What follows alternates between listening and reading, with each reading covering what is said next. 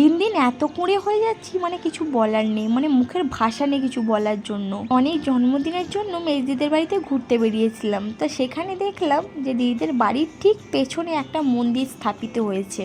মানে একটু অবাক হচ্ছে ঠিকই, তবে কাঁথি থেকে যারা দেখছে তারা মোটামুটি জানে, কারণ ভিডিওটা অনেক দিন আগের। ওই যে বললাম কুঁড়ে বলে ভিডিওটা এডিট করে পোস্ট করতে আমার আজকে এত দিন লেগে গেল। অনেক জন্মদিনের ঠিক পরের দিনই ছিল আমাদের সবার নেমন্তন্ন, মানে আমাদের নেমন্তন্ন ছিল না, দিদিভাইদের নেমন্তন্ন ছিল, এবং বলে গেছিলো যত কুটুমবাসী আসবে সবাইকে নিয়ে কিন্তু খেতে যাবে। অন্য কোনো অনুষ্ঠানে খেতে গেলে লজ্জা লাগলেও এখানে আসতে কিন্তু একদম লজ্জা লাগে না, মানে এখানে বিনা নেমন্তন্নেও মানে এসে খুব শান্তি লাগছে, কারণ মহাপ্রভুর প্রসাদ খাওয়া এক কপালের ব্যাপার। যেহেতু ওঙ্কার মন্দির স্থাপিত হয়েছে সেই উপলক্ষে আজকে খাওয়ানো হচ্ছে, আর আমরা সবাই খেতে এসেছি। আজকে কিন্তু বেশ খাওয়া দাওয়াটা জমজমাটি ছিল। মন্দির স্থাপিত উপলক্ষে আজকে আমাদের খাইয়েছিল আলু ভাজা, সেদ্ধ আতপ চালের ভাত, ডাল, শাকের লটপটি, কুমড়োর ঘন্ট, আলু পটলের তরকারি, টমেটোর চাটনি, বোঁদে আর পায়েস। এমনকি বললাম মন্দিরটা আজকে প্রতিষ্ঠিত হচ্ছে, সেরকম আজকে কিন্তু খুব বড় ধরনের একটা যজ্ঞ হচ্ছে, যেখানে বড় বড় ব্রাহ্মণ মশাই, বড় বড় পণ্ডিতজি সবাই এসছে এই সভাতে। এখানে আমার একটা ভুল হয়ে গেছে, শারীরিক অসুস্থতার কারণে আমি আর মন্দিরে উঠতে পারিনি,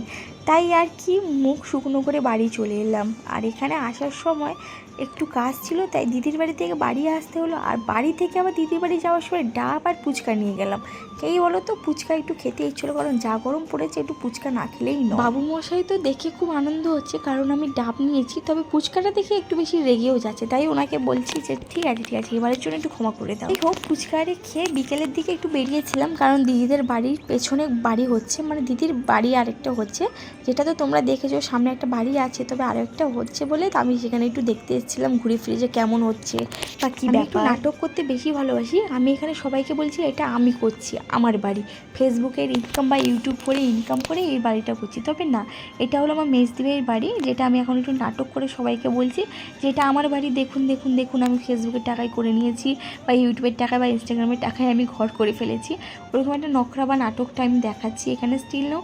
আর দেখো দিদিদের যে বাড়ি দেখতে পাচ্ছ, মানে সামনে একটা বাড়ি, দেন পেছনে এই বাড়ি, এর পেছনেই কিন্তু মন্দিরটা আছে, ওই দিকটায় আছে, তোমরা ঠিক লক্ষ্য করলে বুঝতে পারবে মন্দিরটা আমার ডান দিকে আছে। ভিডিও কি করব মাথায় কিছু না পেলে কিছু করার নেই, তবে খিদেটা কিন্তু পাই প্রচণ্ডভাবে, তাই একটু খাবার আনতে বেরিয়েছিলাম, দেন বেরিয়ে দেখছি ঠাকুরের মন্দির, তাই ওখানে একটু প্রণাম করে নিলাম। বললাম শারীরিক অসুস্থতা ছিল বলে আমি মন্দিরে সেদিন আমি ঢুকতে পারিনি, তাই আজকে একটু ঠিকঠাক হয়ে মাথা টাথা ধুয়ে পুরো ক্লিয়ার হয়ে আমি এখন মন্দিরে যাচ্ছি।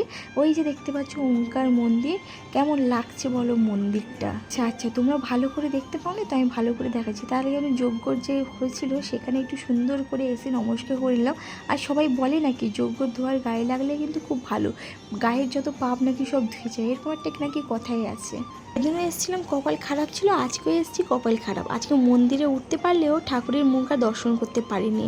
ঠাকুরকে ভোগ লাগানো হয়েছিল, এই জন্য দরজা লাগানো হয়ে গেছে, তাই আর কি মন্দিরের চারপাশটা ঘুরে সুন্দরভাবে দেখে চলে এলাম।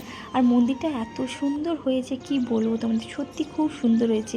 এটা হলো রাধাকৃষ্ণের মন্দির, এত সুন্দর কোনো কথা হবে না। হয়েছে মন্দিরটা পুরো একটা বড় মাঠের মাঝখানে, যেখানে কি সুন্দর হাওয়া দিচ্ছে আর কি ভালো লাগছে পরিবেশ। যেহেতু ঠাকুরকে এখন ভোগ লাগানো হয়েছে, তাই মা এখানে একা একা টিপ পড়ে যাচ্ছে, এখানে যে দেখতে পাচ্ছ মা এখান থেকে টিপ তুলে একা একা পড়ে নিল, তেমনি আমাদেরও পরিয়ে দিল। বলছে কী হয়েছে, ব্রাহ্মণ মশাই নিয়ে তো কী হলো, আমি তো আছি, আর এখানে ঠাকুর দর্শন তো পেলাম না, তাই একটু সুন্দর দরজায় স্পর্শ করে চলে এলাম। ফাইনালি দিদির বাড়িতে এসে 2 থেকে 3 দিন ছিলাম, এবার আমরা বাড়ি যাব, আর বাড়ি যাব বলে আমাদের বাবু মশাই নিতে এসছে, আর এখানে আমাদের জন্য নিয়ে এসছে অরুণ আইসক্রিম। আচ্ছা তোমাদের মধ্যে কাদের কাদের অরুণ আইসক্রিম খেতে ভালো লাগে বলো তো? আমার তো খুব সুন্দর লাগে, কারা কারা খেয়েছো বলো তো অরুণ আইসক্রিম? আমাদের কাঁথিতে কিন্তু এটা আগে পাওয়া যেত না, তবে এখন কিন্তু অরুণ আইসক্রিমটা খুব বেশি অ্যাভেলেবেল, তাই এখানে অরুণ আইসক্রিমটা দেখে আমি আর জিভে জল আটকে রাখতে পারলাম না।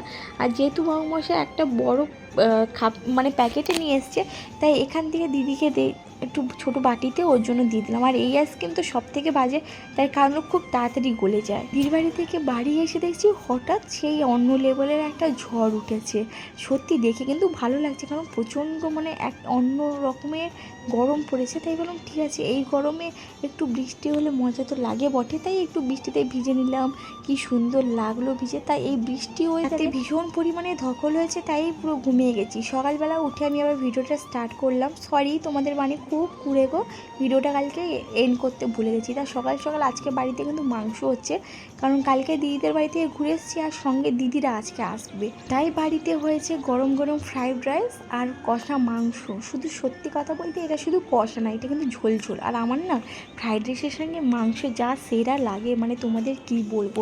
আমার ফ্রাইড রাইসের সঙ্গে চিলি চিকেন, ফ্রাইড রাইসের সঙ্গে কষা মাংস জাস্ট অসাধারণ লাগে। আর জানো তো আমি বিরিয়ানি আগে খুব বেশি খেতাম না, আর রাইসও আমি কিন্তু আগে খেতাম না, তবে এখন জানি না ফ্রাইড রাইসের বড় একটা প্রেমী হয়ে পড়েছি, মানে সব থেকে বড় ফ্যান হলাম আমি ফ্রাইড রাইসে। ন্যাকামো করেছি, ন্যাকামি করে করে করে করে এখানে দেখো আমার মাকে দেখো লিপ লাইনারটাকে নিয়ে আইব্রোতে ঘষছে। যেই বলেছি লিপ লাইনার অমনি ঠোঁটে লাগিয়ে নিচ্ছে। আমার মা বোঝে লিপ লাইনার কোনটা, আইব্রো পেন্সিল কোনটা, টুকেটা মা কিন্তু এখন বোঝে।